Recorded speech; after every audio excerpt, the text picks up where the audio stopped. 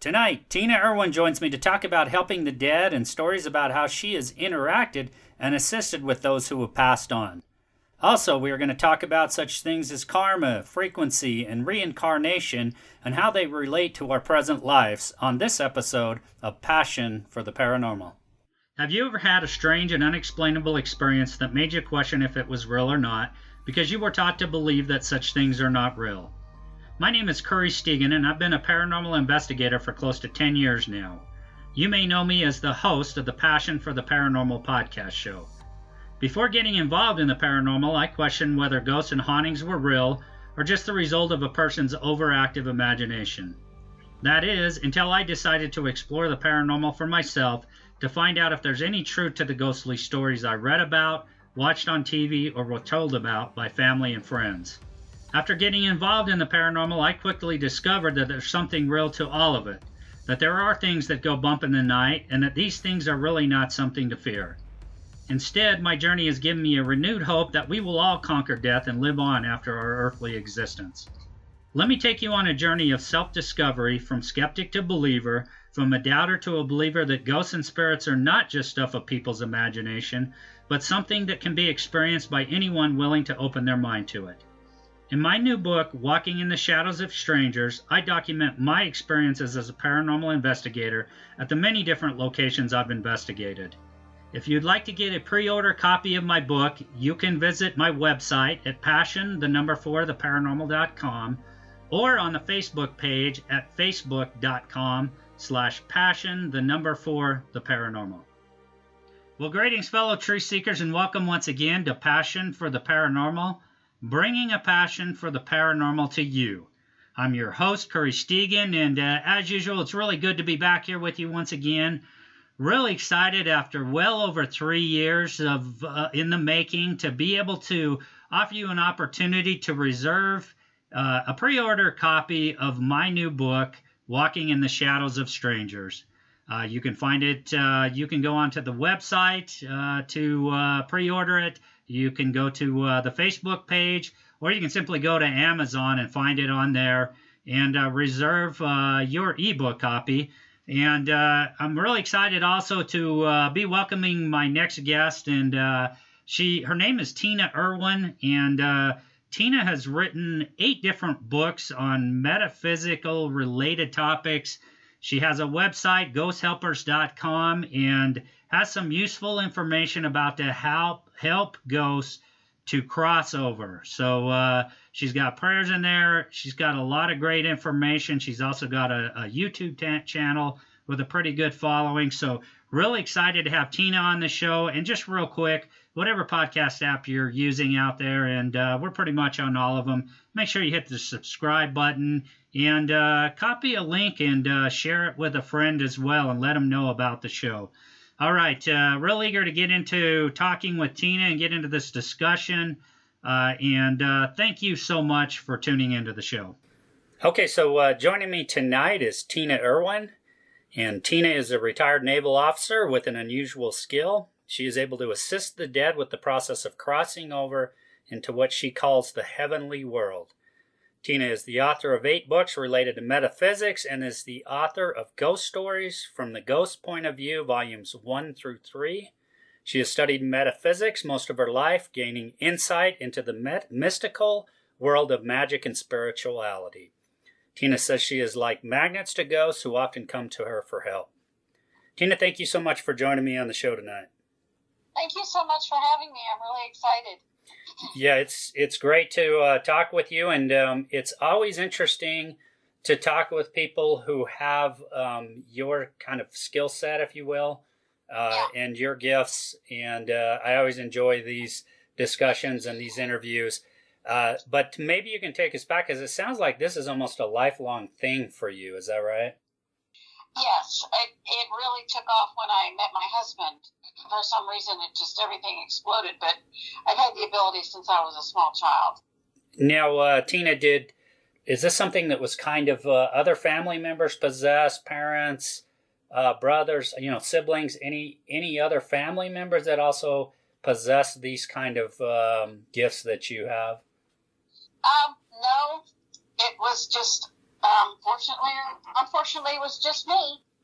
And, for me, it wasn't exactly a gift because I couldn't return it. And, gifts come with directions, and this didn't. So it was just something you had to learn to kind of deal with and live with. Yes, and I think that's true for everyone who has psychic ability at this level. Everyone has psychic ability, or frankly, you couldn't drive a car. Mainly because you need that sense of, oh my gosh, that guy's going to change lanes. I just knew this person was going to change lanes, or I should get off here. All of those things are psychic ability, but we just don't call it that. Yeah, so it's kind of that instinctual kind of thing that we all feel we have to a certain degree. Maybe it's just that others just seem to be able to tune into it a lot more. Is that fair to say? Yes. Well, we all love music, but we're not all musicians. Yes, very true. I can draw a picture of, say, mountains and trees, but it's not going to be the prettiest picture you've ever seen. So, perhaps that's a good analogy in that, all of us kind of possess some similar skills, but some people just seem to have heightened awareness and ability with certain skills. And I guess that's kind of the case with you. That's absolutely the case for me. I have always had that sense, and once you realize that this is going to be your life, you really need to figure out, what do I do with it? Why do I have it? And how can I put it to good use? Otherwise, you end up being afraid of it, and you feel like a freak.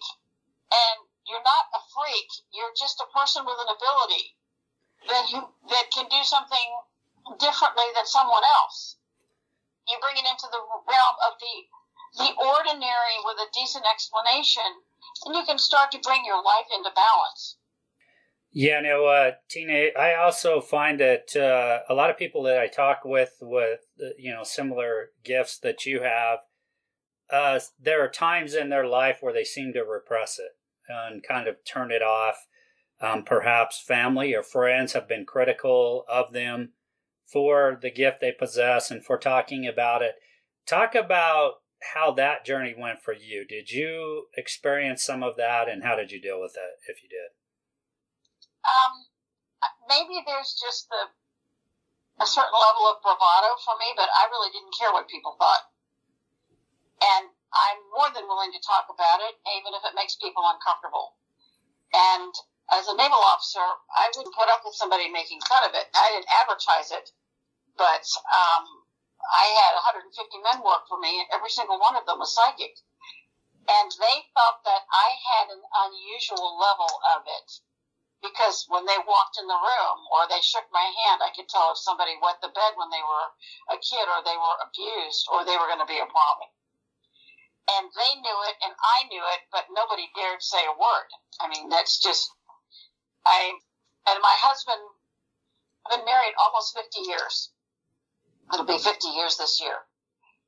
And my husband spent 42 years at sea. He was a ship captain. He's driven practically everything. Surface ships and submarines and research vessels and all kinds of things. You have to feel your ship. You have to feel the sea. And by my not hiding it and talking about it, and if it makes somebody else uncomfortable, let's talk about it and make it comfortable. Let's take it out of the realm of the weird and the extraordinary and bring it down to the everyday.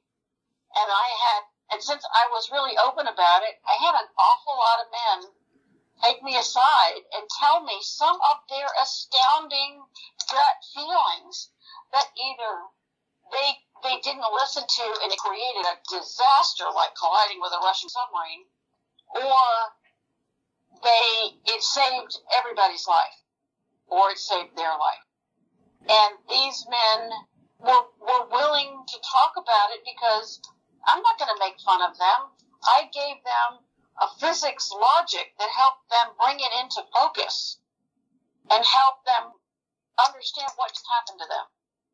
So I came from a military background. I'm also retired military, retired Air Force. And I followed the paranormal was something that I really didn't come into till late in my career, in my Air Force career, and I really kind of kept quiet about it, to be perfectly honest. I also followed the UFO subject fairly closely early on in my Air Force career, but I kind of kept it quiet. There were times when conversations did come up, but I was really careful of who I chose to have those conversations with. And so I really did not broach the subject much when I was, particularly when I was on the active duty side, or really much at all overall in my military career. So yeah, I'm glad that you said that, but it still sounds like you still kind of kept it quiet to a certain degree. Is it fair to say? Yes, because I did some things every now and then that completely freaked people out. So I had to remind myself that there will come a day when, I don't have to be as circumspect about it as I am today. So, that shifted, that it forced me to be much more circumspect about it. But I met people, because I was in resonance with them, it's a physics thing, who had psychic ability. There were an awful lot of naval officers with psychic ability, and I was, quote, the only one they could talk to about it. I heard that statement again and again and again. I can talk to you about it, but nobody else will believe me. Sure. And so I just gave them the opportunity to talk about it without, telling anybody else. And again, people have this ability, and the more you use it, or you find out what you can use it for and how best to use it, then it brings you a sense of peace and a purpose. Like, okay, you can remote view. You can see through walls and doors. Now what? What do you do with that? Or you see dead people, or you are a medical intuitive, or you hear animals talk. What do you do with that? So I think that it enabled conversation to help people find their way. Yeah, I wanted to ask, this is, it's not totally off subject. I mean, it's related. I did just mention that, I followed the UFO subject for many years. I'm kind of interested to get your take. Are you surprised about the openness recently, particularly on the Navy side, with the issue of them coming out on the UFO subject, actually allowing their pilots now to come out and openly report about it? I am pleased that they have become more open about it and have shared a lot of information and stop making people feel like they're crazy or they're going to get punished. Why should you be punished for telling the truth? I mean, that's just completely crazy. So to see pilots be able to be honest is, to me, really important. And I'm very glad that it's happened. Yeah, and, I'm also glad that it's happened. I mean, I've been following the subject for many, many years, well over 20 years. In some sense, it feels kind of like vindication, because I think there were a lot of people out there that, if you even brought the subject up, they just didn't want anything to do with it, or they looked at you like you had a third eye. I am surprised that my service has not come out and really been open about it. The Navy has. DOD overall has said, yeah, we've there are UFOs out there. We've tracked them. We don't know what they are. They haven't said a lot, although they have been more open about it, and I think that's encouraging from us to a certain point. I am surprised that the Air Force has not said much about it. Yeah, especially since they're running the secret Space Force. Yeah, and, the Air Force controls the skies over, they're really responsible for controlling the skies and have that mission with NORAD for tracking the skies. So it's really interesting that the Air Force has been a lot more silent about it. But getting back to talking about your early childhood experiences, how old were you, would you say, when you had your first encounter or experience? I guess I was 7, and my Siamese died. She was hit by a car, and I saw her ghost for weeks. She didn't understand that she died, and she kept coming back to me, and she kept trying to talk to me. She was my best friend. And my mother didn't believe me. Or we would be driving somewhere, and we would all be lost, and I'd close my eyes, and I would be able to see the route. And then I'd start telling them, turn left, turn right, turn left, turn right. They didn't ever question that. I thought that was so weird. Like, gee, how do you know this? You've never been here before. But it's like they just turned a blind eye and let it work for them. And then I've been all over the world. It started when I was 18, and when I was 20, I lived in Colombia, South America, and we were on a hill. We were high in the Andes Mountains at night in the rain with a drunk driver, and I just felt like we were going to go over the side of the mountain because it's not like there's guardrails. And I heard a voice tell me, "You're not supposed to die tonight. This is what you have to do." And they were not polite. They were screaming at me, "Do something! You cannot die tonight." So I got them. I was fluent in Spanish, so I got them to stop the car. And I insisted everybody get out of the car, and I was figuring out what I was going to do next when they all rushed over and started hugging me and thanking me. They had a flat tire, and no one knew it. Wow. And so they changed drivers to someone who wasn't drunk, and we drove back, and I was a hero after that. And I think I was so shocked and terrified in the car that the voice, who is always, I've always had some help from the other side, really offered me this guidance. They don't interfere often, but when they do, it's important. Yeah. Now, when this started happening, you mentioned 7 years old when you had your first kind of experience. After that, did it happen quite frequently, randomly? How did it kind of play out from there? It did. It happened. It's like I got to have a sense of a variety of different abilities, like remote viewing or seeing a ghost of a cat. But then it was really just low-key until I was traveling as a teenager, and I was 18. But it exploded when I met my husband. I mean, it's like someone just turned the volume up to high. And I could see the future. I could do all these things. I could do psychometry, and it's one of these things where if you don't know what you're doing, what do? You study. So I realized that if I was ever going to understand it, I needed to start studying, but there's not a lot of texts. There weren't a lot of texts at the time that were relevant. And I found what few I could, and I just started studying. And I realized I was encountering dead people, so I needed to start doing something about helping them. And then when we moved from Italy, because we were in Italy for 3 years, and that I had a lot of stuff happen, a bunch of different things. Then once we moved to Charleston, South Carolina, the whole state is haunted. And it was unending. The house we were living in was haunted. The neighborhood was haunted. And I didn't know what you did to get rid of a ghost. And I don't think I'm alone. I think there are a lot of people who have ghosts in their house, and they don't know who to call, and they don't know what to do. And I called Duke University School of Parapsychology, and I said, how do I take care of this? You're studying this for years and years. How do you remove a ghost? And I said, we have no idea. We just study ghosts. And I thought, well, you guys are no help whatsoever. Yeah, and it's, I can kind of understand that because I've been involved in the paranormal now. I don't possess the gifts that you possess, so, I use equipment. A lot of times, the way we capture evidence of it is usually in the form of EVP. And, I really, even though I've had many experiences now, 10 years being involved in the paranormal, and, I've recorded many EVP, it really not anything I know what to do. I don't know what the steps are, perhaps, if it's a trap soul, if it's somebody just kind of lingering and maybe perhaps they kind of feel lost.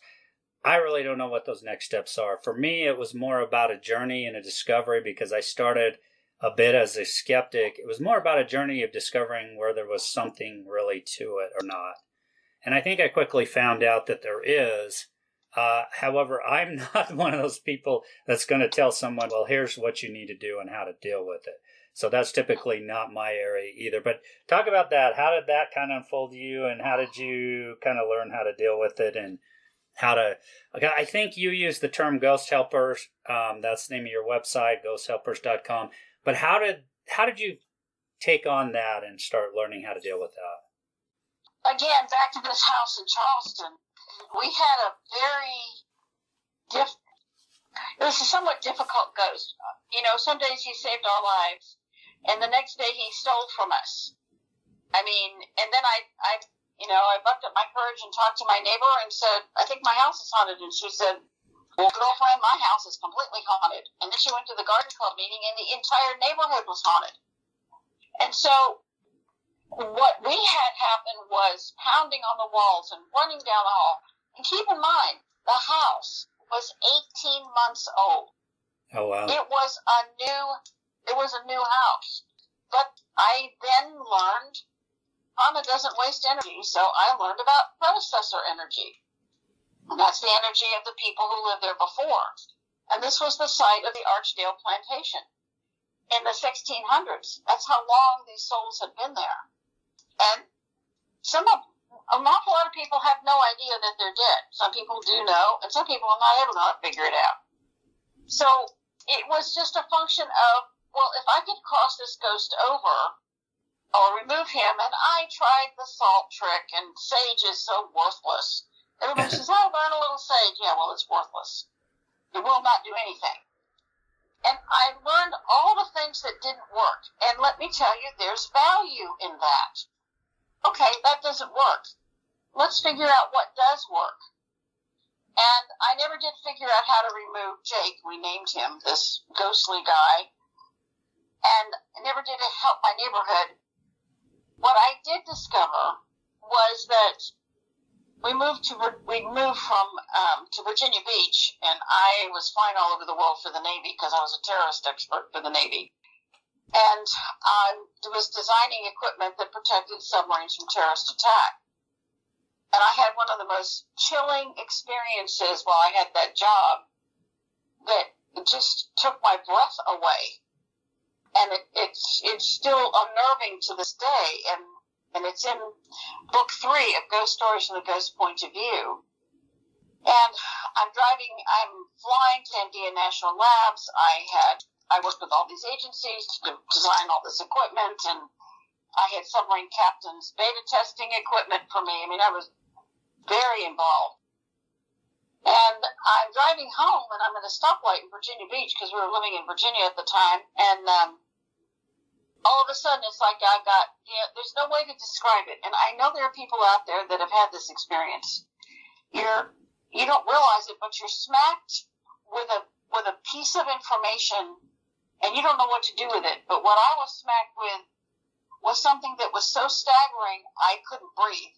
Sitting at a stoplight, somebody's honking the horn, so I moved through the stoplight, and it was pouring rain, and I couldn't stop crying. I'm sobbing so uncontrollably, and through my tears, in my mind's eye, I can see wreckage, horrible, burning wreckage, and smoke, and straw. And I'm trying to wrap my brain around this, and I'm in my full uniform, sitting on the side of the road in my car, sobbing. And finally, coming out of the smoke, this man in a shredded business suit and a briefcase starts talking to me, and he says, "You're supposed to help us. You're the one. You're the one who's supposed to help us. What's wrong with you? Why aren't you helping us?" Well, now I'm crying even harder because I have no idea who he is. What is he talking about? And he said, "You have to help us. Can't you see what's happened here? Don't you see the plane?" So I thought that a plane went down, and all these were the ghosts of the people who died in the plane. Okay, so, it's like, when did this happen? This took place in 1988. And And he's going on and on. He says, don't you see the little girl in the red dress? And this, she's a couple of rows ahead of me. She shouldn't have died this way. None of us deserve to die this way. And I didn't know what to do, and I don't know how I got home. I couldn't fly out the next day. I told my boss I didn't feel well, which was true, and I was just dumbfounded. So I get home, and I look to see what planes crashed that day.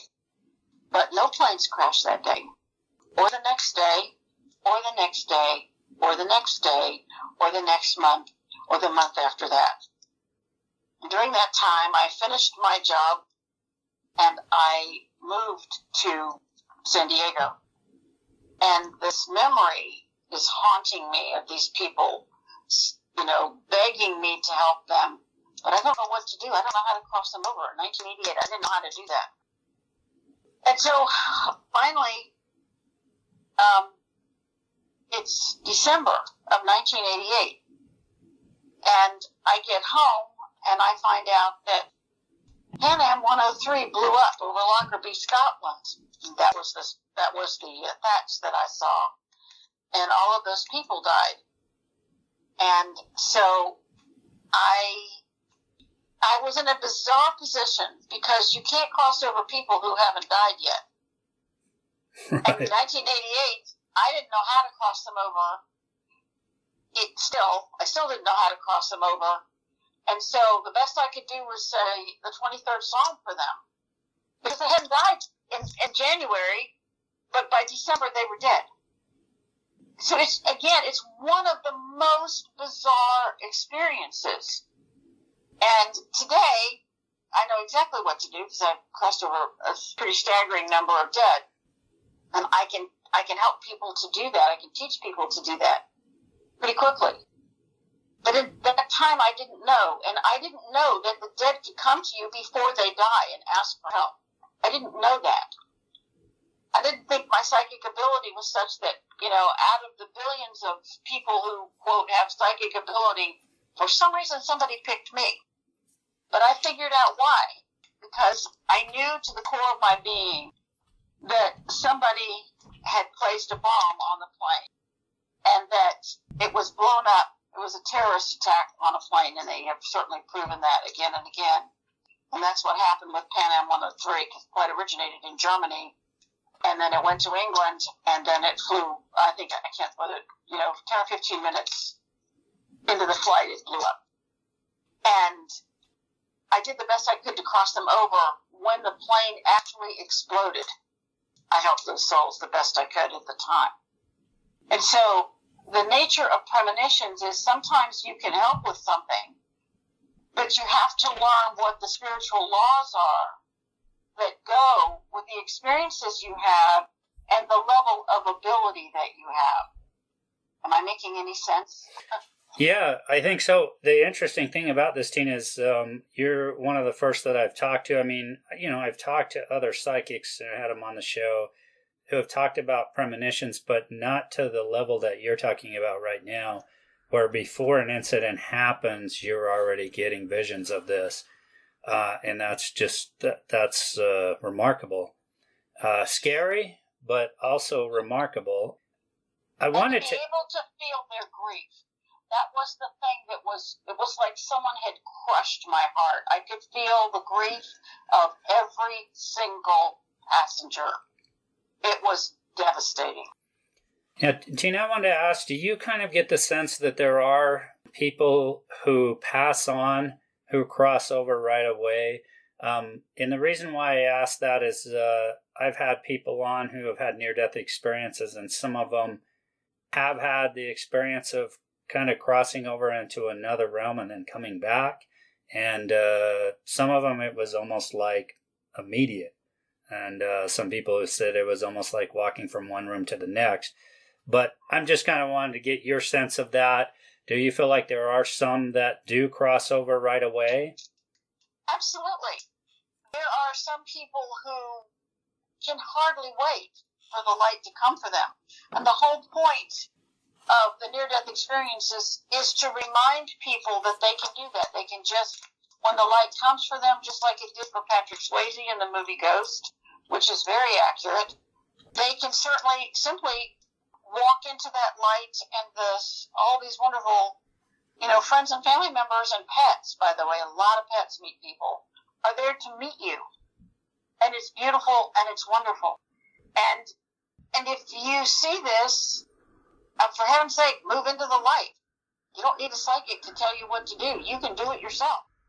And if you do that, what happens when you cross over is probably the most fabulous, glorious thing any person could ever imagine. No one ever talks about what happens when you actually cross over, how beautiful it is. And ironically, the best description was Patrick Swayze. He said, you can't imagine the love. You can't imagine how beautiful it is, how wonderful it is. The love just embraces you, and it lifts you up, and it heals your wounds or whatever caused your death. Yeah, and it's amazing. I wanted to, and it is reassuring because I've covered a lot of this stuff on the show: reincarnation, near-death experiences, and again, many other people like yourself who have gifts, psychic and medium gifts. It's reassuring on one hand. However, the flip side of that is what you're also talking about, and that is that some people seem to just get stuck. And you mentioned that, souls being stuck going back all the way to the 1600s. Now, that side of it is a little bit frightening to me because what happens to people that keeps them stuck here? And I'm assuming that's what we are calling ghosts when we're talking about perhaps trapped souls or people who are just kind of stuck here in this earthly plane. Well, how do you know you're dead? I had a pair of souls. I was at Fort Story, Virginia, and we're just driving through the base. It's a beautiful, beautiful place. And I can feel it when it's it's coming on and it's going to hit me. And we pulled over, and I could see these ghosts, and I could feel them. And apparently, what had happened is they were traveling to people in the village were sick, so they were trying to go find someone to help them understand the native medicines. It's not like you could go to a pharmacy. And they were killed in their sleep. They were murdered. And they were murdered by the Native Americans who did not want them stealing their land. And they kept waiting for the day to come. It never stopped being night. So they couldn't see their bodies. They didn't know they were dead. And it was, so I'm the one that has to say, I'm so sorry, but you died. And they go, really? How long have I been dead? And that's really hard to sell somebody they've been dead for 400 years. But that's the truth. That's the reality. You don't want to sugarcoat it. Sometimes you just have to tell them the truth, and you bring in an angel, and then you cross them over. And it's a shock for them. At the same time, it's a relief. Because if you leave a ghost in a location, especially like by the side of the road, what happens is people keep having accidents there because they're in resonance with whatever caused the death. That's why you have Dead Man's Curve, because the dead are still standing at that curve. Wow. It's kind of a scary thing to think about. Do you think, Tina, say somebody is an atheist, they don't believe in an afterlife, and then they pass on. Do you think sometimes that kind of energy keeps people stuck here? Well, you have to remember an atheist thinks that the soul becomes compost. You have to look at the physics of the belief. So I'm being very, very specific here. So if a person believes that nothing happens, you just go into a dark void, then that's all they expect. But the light comes for them too, and they're confused. The confusion for people like them, having crossed over so many of them, is they are stunned. You mean there is life? I was wrong. Can this be? And it's like, yeah, dude, yeah. When you are an atheist, you violate the laws of physics. You violate the laws of thermodynamics. If energy is neither created nor destroyed, I think it's the second law of thermodynamics. Like a body in motion tends to stay in motion. I think that's the first one, but I could be wrong about that. So the energy that animates you has to go somewhere. It is a law of physics. And the laws of physics don't stop because somebody dies. They continue. And so that's what an atheist is doing, because they're so uncomfortable with the concept of an afterlife or deity or something like that, that they simply deny it. But, when you die, most people have not a clue what to do when you die. It's not like anybody tells you. It's not like their class is, okay, you're going to die. This is what the process is. This is what it's going to be like. I actually have a video on my website. What happens, what's going to happen when you die. What is the process? And it's just a very logical process that has to do with recycling energy. And if you can look at it from that point of view, all of a sudden it's not so weird or scary. It's quite logical. Yeah, and I want to ask, what about this idea that, a lot of people fear what's going to happen to them when they do cross over, perhaps judgment. Perhaps they're going to be judged for things that they did. Do you think that kind of comes into play here with certain people who pass on and they're just perhaps unwilling to move on into the proverbial light, perhaps? I think that's a really important question, because you have this massive population of people who believes that they were born in sin and they died in sin, and that God couldn't love them. I have been told this hundreds of times by the dead. And I said, well, that's a lie. I mean, people go to church and that's what they're told, and they're being lied to. I'm just going to be blunt. If you believe in a loving God, or even if you don't believe in a loving God, it's irrelevant. The reality is, having watched it thousands upon thousands of times, that soul crosses that light bridge, and they feel that love. I cross over murderers, by the way, as well. When the soul feels that light, it's indescribable. Your wounds are healed. There's warmth. There is a love you've never known before. And it's like you're home. And no one sits in judgment of you. You judge yourself. You sit down with counselors of divine wisdom. And you hear this with suicides. I hear this with suicides all the time. And they'll say, well, God couldn't love me. I took my life. It's like, well, there are no perfect human beings. They do not exist. The purpose of mortal life is a life of experience. And if you made some poor choices in your life, if you never cross over and get the benefit of divine wisdom, what was the point of the life you just led? It wasn't to torture you or punish you. And I have had many souls, I've done past life regressions, and people who have taken their own life come back and they're not punished. They are loved beyond measure, because the sadness, the despondency that would cause someone to take their own life means they are worthy of so much love and care, because it was something they didn't receive. And they're tools they need to learn to continue to live a life when someone you love dies. I had a client who we did many regressions, and every single regression, this one soul died. Sometimes it was her dad or her brother or her child or whatever, and she took her own life every single time. And I said, so in this life, this very probably is going to come around again. You have to choose. How many lifetimes are you going to live like this? Or are you going to step up to the plate and decide to live a different life, to keep living? There's lessons here. That is the beauty and the benefit of reincarnations. Was what Christ meant when he talked about life everlasting, not death everlasting.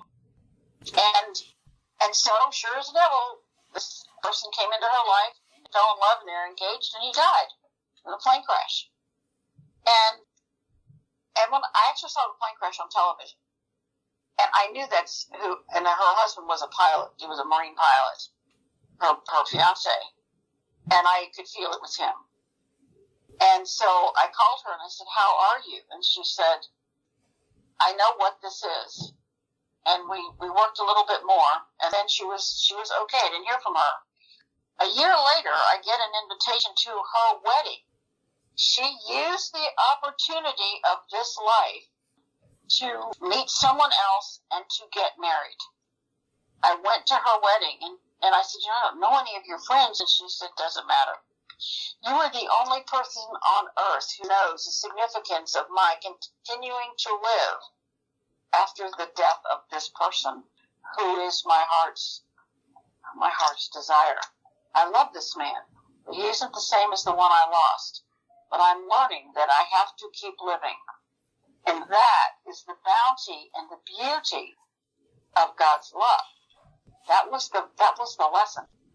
Yeah, and on your website, you talk about the fourth dimension and how it relates to those who have passed on. What is the fourth dimension? Can you talk a little bit about that? We live in the third dimension, a dimension of time and space and gravity. You cannot have time and space without gravity that anchors you. And you need that for a mortal body, because a mortal body is dense and heavy. And it enables you to have the physical time to move through the experiences of a mortal life. When you shed the mortal frame, the frame becomes compost. The soul separates from the body in a process that Tibetans talk about quite accurately. And then you enter what is called the fourth dimension, which is a step up. It's like a step up transformer if you have an engineering mind. And that step up transformer, you go from a dense world. Now you're in an etheric world where you're a soul. The energy of your soul is still there. You can feel it. You know you're still you. Your thoughts are you. You can still feel cold and pain and love and hate. You still have emotions and memories. My God, you take all your memories with you. And then the light comes and you make a transition from that fourth dimension to the fifth. It's a transition. It is the step-up transformer. But if you choose to stay in the darkness, you still have free will in the fourth dimension. Now, some people are dead. They have no idea they're dead. They just keep on doing what they were doing that half second. I saw this with a British soldier. One of the early settlers, in a battle, killed the soldier, but he rejected his death. He was still battling it on the battlefield. So he said, "You mean I died?" I said, "Dude, yeah, it's been a couple hundred years now." He said, "Why didn't Cornwallis surrender?" So, we all had to die. He could have just surrendered. It would have been comical if it wasn't also a little bit sad. Yeah, and it's amazing to me, so that they kind of keep going through this loop, if you will. And there's this idea, it's kind of in parapsychology circles and paranormal circles of what's called a residual haunting, and something that just keeps happening over and over and over again. Do you liken what you just talked about to what some people may call a residual haunting? Well, I've got at least 10 kinds of hauntings that I've identified. These people are, I would call it an inadvertent haunting. They don't know they're dead. They're not deliberately haunting you. They're in a different stack of time. You have a living in a dead soul occupying the same space at the same time, separated by stacks of time. And wrap your brain around that. And if you can wrap your brain around that, because when I'm remote viewing a location, I'm moving through stacks of time to find the operating time where the ghost is. Because the ghost can't see the people operating in the current time. So you may sense them, but that ghost has no idea that they're dead. Now, some of them know. I mean, I've had ghosts who knew good and well they were dead, but they couldn't leave the people they were with because the ghosts they were with didn't know they were dead, and they needed help crossing all of them over. So, I mean, there are as many kinds of haunting experiences as there are kinds of death. It's not just one size fits all. It's not just, oh, they have unfinished business. No, they're dead. Yeah, that's it. It's always been it is a hard one to wrap your brain around, that somebody could pass on and not know that they have passed on, because perhaps if they're trying to interact with, say, people that are still living, they're not interacting with them. So I have a great story with that one. My brother worked for the Screen Actors Guild for a lot of years. He knew all the different producers and all these different people. And I got a frantic call from him one day, and he said, a friend of mine is a producer for, I don't know, Paramount, or I don't know who she was a producer for. I didn't care. And he said she was sideswiped. Her car broke down, and she died. And I just got word of it. And he said, can you find her and remove her? And I followed my connection to her through my brother. And there she was, standing by the side of the road, and she's trying to talk to the cop, and she's so angry because the cop can't hear her. And she said, look, you look like you might be able to help me. Can you get this cop to understand that my cell phone doesn't work and I need him to help me? And I said, I hate to be the one to tell you, but you were sideswiped and you died. And I'm so sorry, but I brought this beautiful angel here to help you because we're going to cross you over. She says, oh, no. I can't be dead because I have a nail appointment tomorrow. I have a birthday party Saturday, this huge meeting with Paramount next week. So you don't understand. I can't be dead. I said, well, unfortunately, it's over. There's no nail appointment, and Paramount will have to work with someone else, unfortunately, because you have passed away. And I'm so sorry. Do you feel this angel? And she began to feel it, and she's in stunned silence. And I just had the angel walk her across the light bridge, and she was gone. And she just could not believe she was dead. Complete denial.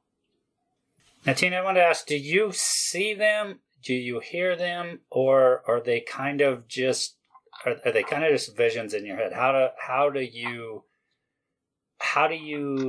when you interact with these ghosts, how is it that you do interact with them? I do remote viewing. I never go to a site. I have done it on rare occasions. It's safer for the psychic not to go to a location. One, it's incredibly distracting because there's other forces there. So if you remote view it and you get skilled enough at it, you can go to the location and you can see the ghost standing there. And what you do is you start sifting through the stacks of time, and then you go back to the oldest stack first and see who is on the property, because you can only remote view the property that somebody owns unless it's the side of the street or something. Then you look around and you see who's there and you remove them. I've removed entire tribes of Indians that were murdered and settlers and all kinds of different things. And then I start moving forward in time and see if there's anyone else on that property.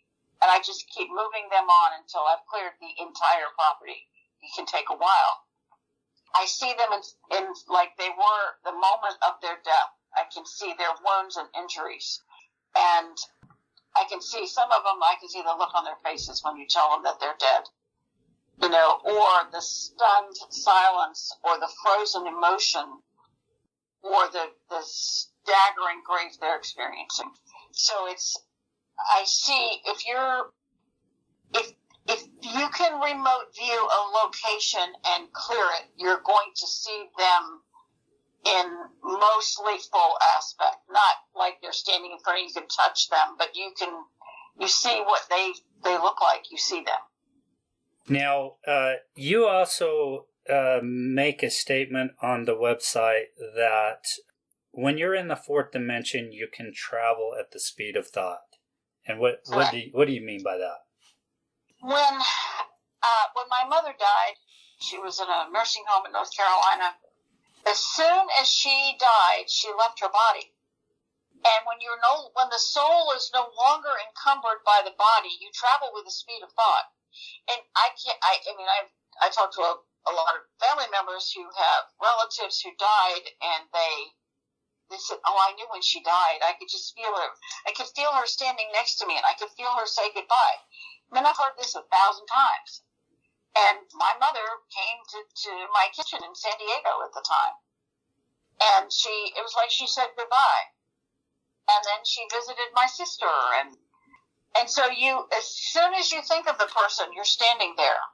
I had a guy who was in a motorcycle accident, and he said, I was standing there talking to the cop, and the next thing I know, I can feel somebody's telling my wife that I died, and instantly I was standing next to her.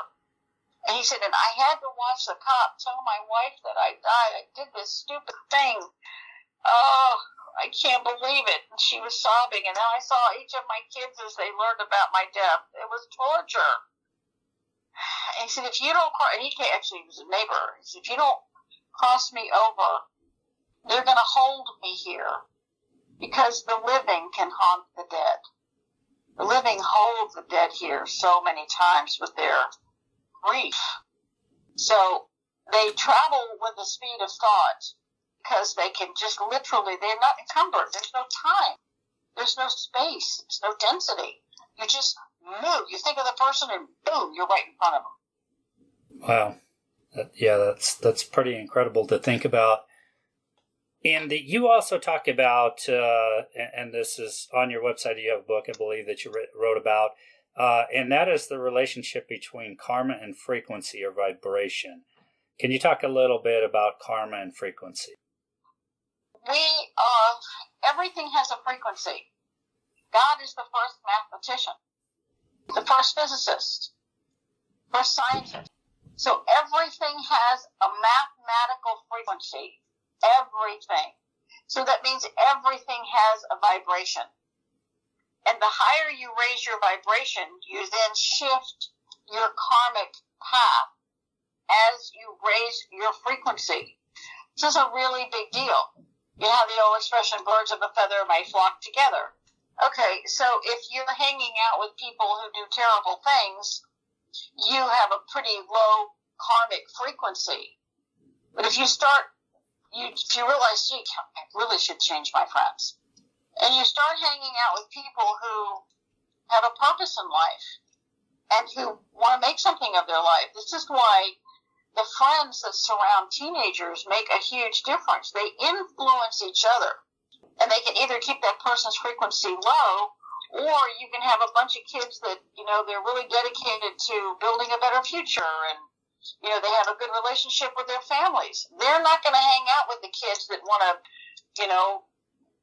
bomb the high school or something. They're not. That's just not who they are.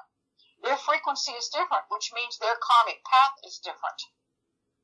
When you can understand the relationship between frequency and you can consciously choose to raise your frequency, you can literally change the karma that you have created in the past by creating a new and different karmic path. And I detail what that process is. And I'm not the only one. Other people have talked about this.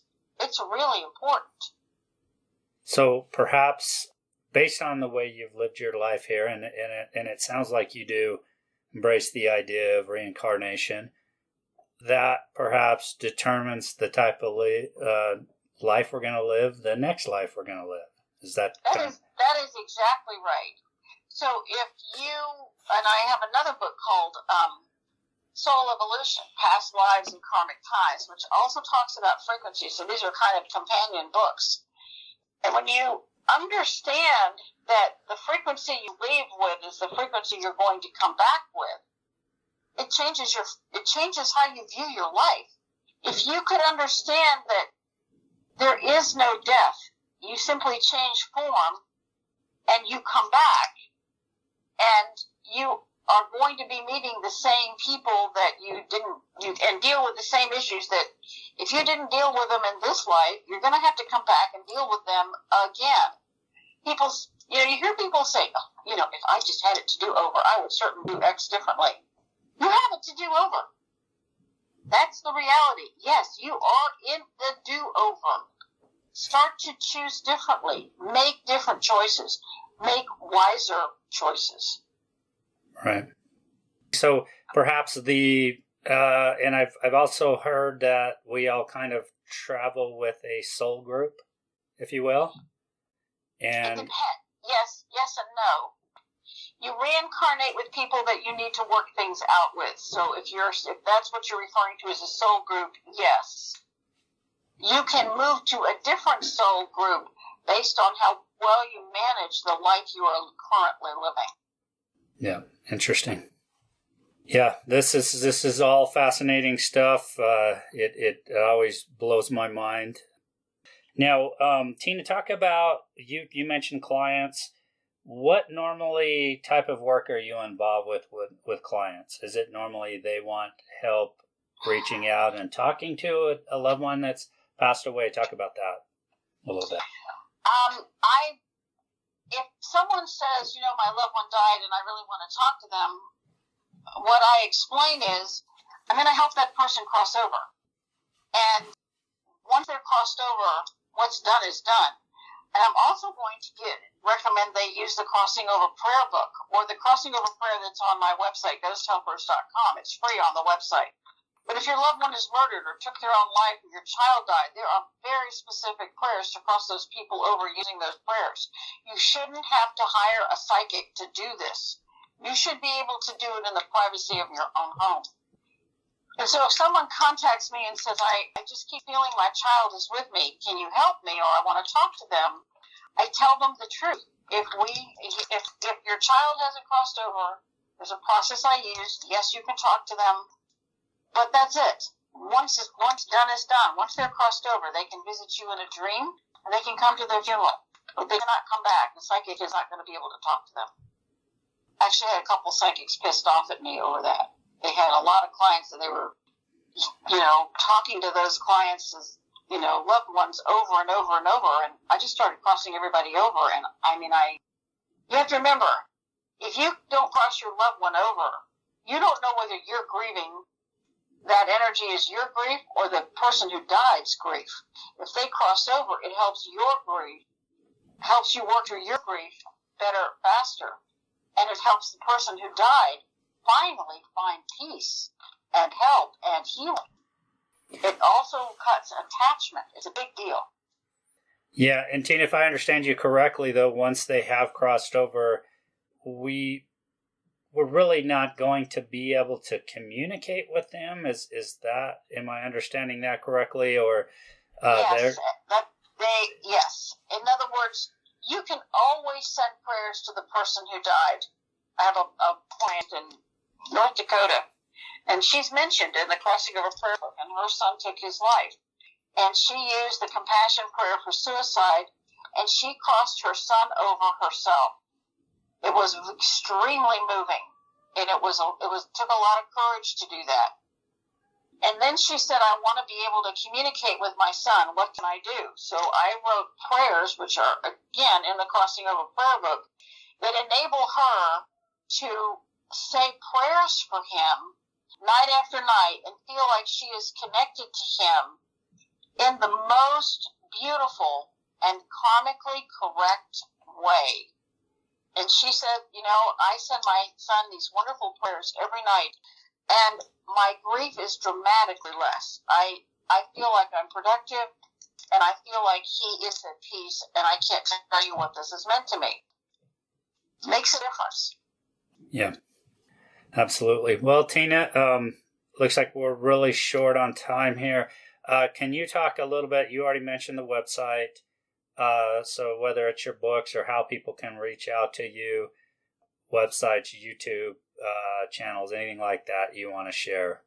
I have ghosthelpers.com, and I have a whole bunch of YouTube videos on ghost helpers. I have a YouTube channel too, which is Ghost Helpers on YouTube. And I have just tons and tons of videos out. And on ghosthelpers.com, there are videos, what happens when I die. There's videos for the crossing over prayer and the prayer for suicide and the prayer for murder. If your loved one was murdered, there's some very specific prayers you can say to cross them over. And it's and the Crossing Over Prayer book has 88 prayers that help the living and the dead that enable you to communicate through the power of prayer. Prayer is an energy, and the energy of your prayers is extremely powerful. Extremely powerful. Never underestimate that power that you have and you can use. And so if someone wants to reach me, it's contact@ghosthelpers.com. Okay, great. Well, thank you so much again, Tina, for joining me tonight and talking with me. Just one more thing, so if people want to buy the books, Amazon, can they get them from your website? Yes, they're on Amazon. They're print on demand, Kindle, and 6 out of the 8 are Audible. Oh, great. Okay. All right. Well, once again, thank you for joining me, Tina, and have a great what's left of the rest of your night. All right. Thank you so much. All right. Thank you.